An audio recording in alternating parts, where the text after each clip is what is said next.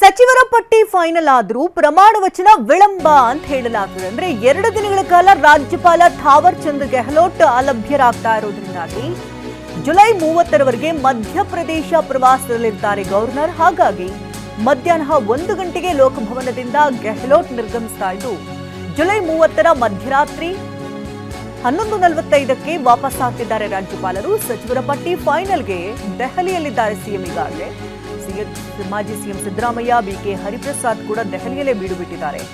ಹೈಕಮಾಂಡ್ನ ಸಭೆ ಬಳಿಕ ಸಚಿವರ ಪಟ್ಟಿ ಪ್ರಕಟ ಆಗುವಂತ ನಿರೀಕ್ಷೆ ಇದ್ದು ಇಂದು ಅಥವಾ ನಾಳೆಯೊಳಗೆ ಪಟ್ಟಿ ಫೈನಲ್ ಆಗುವಂತ Hotel Management with AI. Join IIHM, International Institute of Hotel Management. ಸಾಧ್ಯತೆ ದಟ್ಟವಾಗಿದೆ.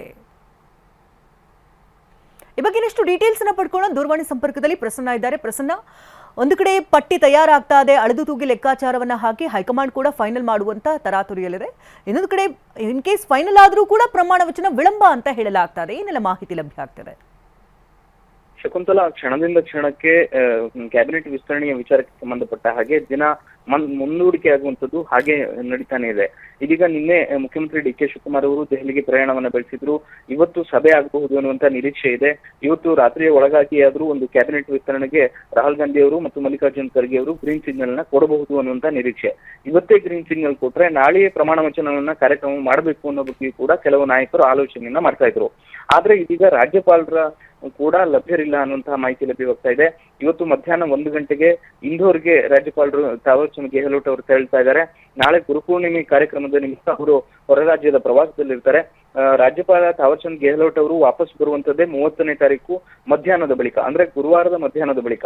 ಹೀಗಾಗಿ ಅಲ್ಲಿಯ ತನಕವೂ ಕೂಡ ರಾಜ್ಯಪಾಲರ ಸಮಯ ಸಿಗೋದಿಲ್ಲ ಅನ್ನುವಂಥದ್ದು ಖಚಿತವಾಗಿದೆ. ಪೂರ್ವ ನಿಗದಿತ ಕಾರ್ಯಕ್ರಮದ ಪ್ರಕಾರ ಇವತ್ತು ಮಧ್ಯಾಹ್ನವೇ ರಾಜ್ಯಪಾಲರು ಕರ್ನಾಟಕದಿಂದ ಇಂದೋರ್ಗೆ ತೆರಳ್ತಾ ಇದ್ದಾರೆ. ಅವರು ವಾಪಸ್ ಬರುವಂತದ್ದು ಗುರುವಾರದ ಮಧ್ಯಾಹ್ನ ಆಗಿರೋದ್ರಿಂದಾಗಿ ಅಲ್ಲಿಯ ತನಕವೂ ಕೂಡ ರಾಹುಲ್ ಗಾಂಧಿ ಅವರು ಮತ್ತು ಮಲ್ಲಿಕಾರ್ಜುನ್ ಖರ್ಗೆ ಅವರು ಅನುಮೋದನೆಯನ್ನ ಕೊಟ್ಟರೂ ಕೂಡ ಸಚಿವ ಸಂಪುಟ ವಿಸ್ತರಣೆಯ ಪದಗ್ರಹಣ ಕಾರ್ಯಕ್ರಮ ನಡೆಯೋದಿಲ್ಲ ಅನ್ನುವಂಥದ್ದು ಖಚಿತ ಆಗಿದೆ.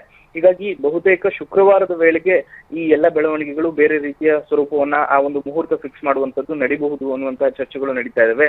ಇನ್ನು ದೆಹಲಿಯಲ್ಲಿ ನಡೆಯುವಂತಹ ಮೀಟಿಂಗ್ ಬಗ್ಗೆಯೂ ಕೂಡ ಸಾಕಷ್ಟು ಗಮನವನ್ನ ಕೂಡ ಕೇಂದ್ರೀಕರಿಸಿದ್ದಾರೆ. ಶಕುಂತಲಾ, ಧನ್ಯವಾದ ಪ್ರಸನ್ನ ತಮ್ಮ ಮಾಹಿತಿಗಾಗಿ.